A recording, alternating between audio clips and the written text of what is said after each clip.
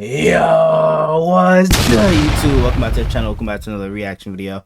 We got the insane rise of the reigning NFL MVP Lamar Jackson. Let's check this out. Don't be surprised that a movie will be made about this special Two-time MVP. He had many doubters along his journey. He's only 27 years old, bro. As a young child, he was overlooked then, and even still so close today, to getting his first ring last year. Just fell short in the AFC Championship game, but we'll be back, bro. We'll be back. Ever. Lamar Jackson is the most talented quarterback in the NFL. While many view him primarily as a threat on the ground, he has made incredible strides operating out of the pocket. The Ravens were the only team willing to build around Lamar and are reaping the benefits of taking the chance on him. With an extremely well-rounded skill set, Jackson is arguably the best dual-threat quarterback the league has seen since Michael Vick. Even better. Today, we'll break down his football life. I mean, he has broken Michael Vick's record of like most yards in a single season and most 100-yard rushing games college as a QB as well. Career, how he was overlooked on draft night, and his NFL career thus far.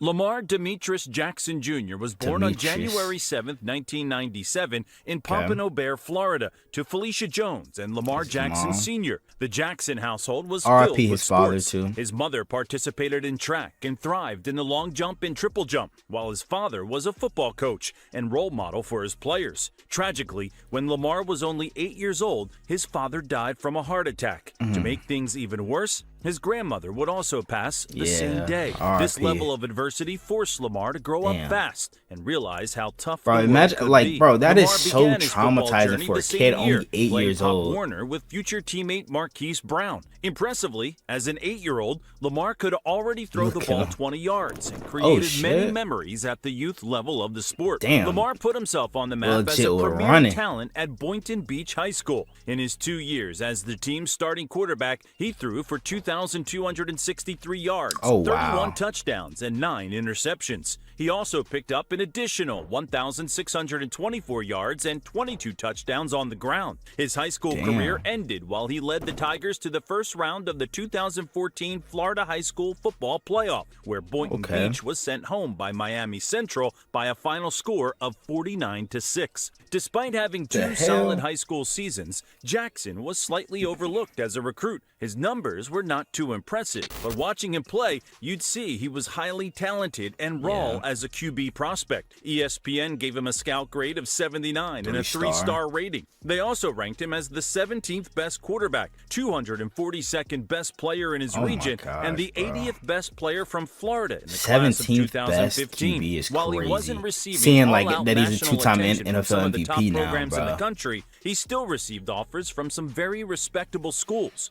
He wanted to go to Florida State, Auburn, too. Cincinnati, Clemson, Florida, Louisville, Nebraska, South Carolina, and West Virginia. He took visits to Nebraska. He wanted to go to Florida State, but they said he wasn't good enough. So he initially leaned towards attending Florida, but ultimately committed to Louisville on October 30th, 2014. Louisville head coach Bobby Petrino promised Lamar's mother that her son would be playing quarterback and nothing else. Felicia has a huge role in Lamar's life. Even today, she's not only Lamar's mom, but also his agent, similar to how Michael Jordan's mother impacted MJ's life and his iconic deal with Nike. It didn't take long for Jackson to take over the starting spot in college. He started in the opening game of his freshman season and finished the year starting 8 of the 12 games he played. He finished the season with 1,840 yards, 12 touchdowns, 8 interceptions through the air, and 960 yards and 11 touchdowns on the ground. Louisville had a solid year, finishing the season with an 8-5 record and a 27-21 win over Texas A&M in the Music City Bowl. He broke out in the 2016 season as a full-time starter. In the season's opening game, he set the Louisville record for total touchdowns in a game after scoring 8 times in the first half. The game ended in a 8 times in the first half. In a game after scoring 8 times in the first half. The game ended in a 70-14 win for Louisville, with 70-14, 286 yards, 6 touchdowns, and no interceptions, and rushing for 119 yards and 2 touchdowns. In his 13-game campaign, Jackson established himself as one of the most talented players in the country. He finished the year with 3,543 yards, 30 touchdowns, 9 interceptions through the air, and rushing for 1,571 yards and 21 touchdowns on the ground. Was this his Heisman year? The ACC Offensive Player of the Year and the ACC Player of the Year, and took home the prized Heisman Trophy. Louisville finished the year with a 9-4 record, falling short to LSU by a score of 29-9 in the Citrus Bowl.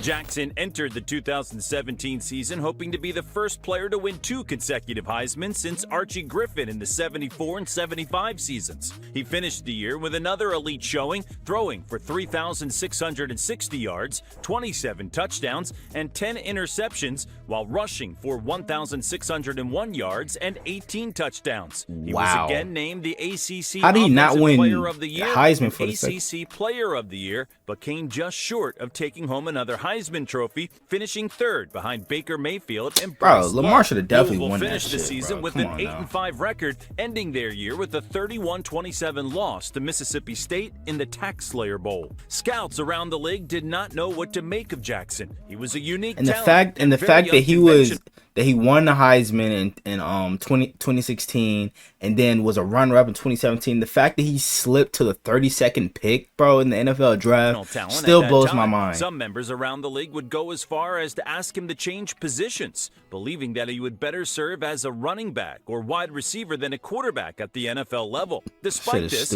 aspects of his game, like his athletic ability, arm talent, pocket presence, field vision, and ability to throw on the run, were undeniable. However, there were some serious concerns about his inaccuracy, poor footwork, and ability to stay healthy with this style of play. Some scouts believe Jackson should be selected with the 1st overall pick, while others saw him as a 2nd-round talent. However, no matter where scouts had him projected to be drafted, it was tough not to compare him to Michael Vick. Draft day would be a disappointing one for Lamar Jackson. While it was up in the air where he would be selected, it was obvious that he was optimistic he would be one of the first names called. However, he was the last quarterback remaining in the green room, with Baker Mayfield, Josh Sam Rosen Darnold, went in Josh front Allen, of him, and bro. Josh Rosen all being selected in front of him in the top 10. It appeared that the night would end without Jackson's name being called. However, the Baltimore Ravens made a shocking trade where they sent the 52nd and 125th picks in the 2018 draft, along with the 2nd-round pick to the Philadelphia Eagles for the 32nd and 132nd picks in the 2018 draft. They would then select Jackson with the final pick in the 1st round, and what would also be the final pick of general manager Ozzie. And I feel like, bro, he after he got drafted, bro, he said, hey, they gonna get a Super Bowl after me, and I still stick by that from him. He's definitely gonna bring us a Super Bowl.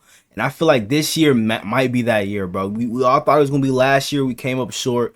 But this year, something feels different about it, bro. Something feels different. That this is definitely the year that we bring home a Super Bowl. Newsom's illustrious career in the front office. Despite being a first-round pick, Jackson would enter the league keep as that a promise, bro. Joe Flacco. The Ravens were still a contending team with the veteran Flacco at the starting spot. However, Jackson would earn the starting spot in the final 7 games of the year after Flacco went down with an injury.